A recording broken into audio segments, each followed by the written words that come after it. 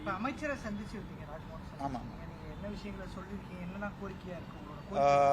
எல்லாரும் எதிர்பார்த்தார்கள்.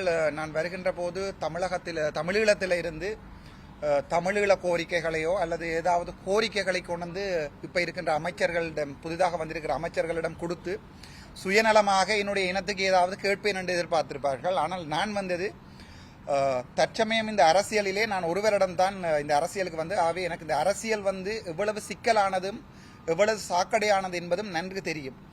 நான் ஆழமாக நேசிக்கின்ற தமிழ்நாட்டு மக்களுடைய ஜனநாயகன் முதலமைச்சர் விஜய் அவர்கள் எங்களுடைய தமிழீழ போராட்ட விடயம் தொடர்பாகவும் தமிழீழ மக்கள் தொடர்பாகவும் ஆழமாக சிந்தித்து ஆறுதலாக அவருடைய நடவடிக்கைகளை செய்ய வேண்டும் என்று ஒரே ஒரு வேண்டுகோள் தான். அது தவிர எந்த வேண்டுகோளையும் நான் தற்போது இருக்கின்ற எங்களுடைய முதலமைச்சருக்கு நான் வைக்கவில்லை. நான் சொல்வது முழுக்க என்னுடைய இந்த அரசியல் வரலாற்றிலே நான் கண்ட அனுபவம் ஆறுதலாக அமைச்சருடைய முக்கியமான கோரிக்கையும் அதுதான். அண்ணா விஜய் அவர்களை ஆழமாக எங்களுடைய பிரச்சனைகளை அணுக சொல்ல கேட்டிருக்கிறேன். எனக்கு சந்தர்ப்பம் கிடைக்குமோ தெரியாது சந்திப்பதற்கு. சந்தித்தால் நான் என்னுடைய தந்தையை கண்டது மாதிரியான ஒரு சந்தோஷம் இருக்கும். என்னுடைய தந்தை தமிழீழம் என்கின்ற ஒன்றை கேட்டு போராடிய ஒரு போராளியினுடைய மகன் நான். என்னுடைய தந்தை கடத்தி கொலை செய்யப்பட்டு காணாமல் ஆக்கப்பட்டவர். விடுதலை புலிகளினுடைய காவல்துறையிலே 3வது படிநிலையில் இருந்ததன் காரணமாக.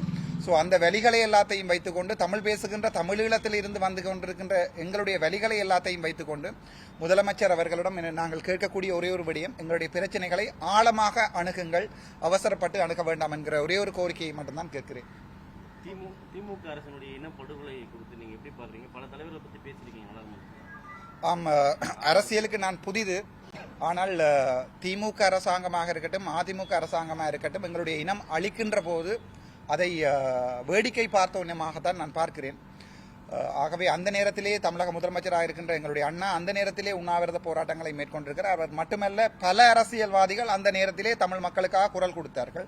ஆனால் எங்களுடைய வழிகளை அதிலே பல பேர், முக்கியமாக நாம் தமிழர் கட்சியைச் சேர்ந்த சீமானார்கள் இருக்கட்டும் அல்லது வேறு யாராவது நான் பேர் சொல்ல விரும்பாதவர்களாக இருக்கட்டும், தற்போது தமிழ்நாட்டு அரசியலிலே வாக்கெடுப்பதற்காக மட்டும்தான் அந்த விடயங்களை பாவிக்கிறார்கள். அவை மனப்பூர்வமாக நீங்கள் அந்த காலத்திலே எங்களுக்கு செய்த உதவியை நாங்கள், எங்களுடைய உயிர் போனாலும் என்னுடைய தலைவனுடைய எங்களுடைய போராளிகளுடைய ஆன்மாக்கள் அவற்றை மறக்காது. ஆனால் அந்த வலியை நீங்கள் இப்போது பாவிப்பது எங்களுக்கு வலிக்கிறது, அவ்வளவுதான்.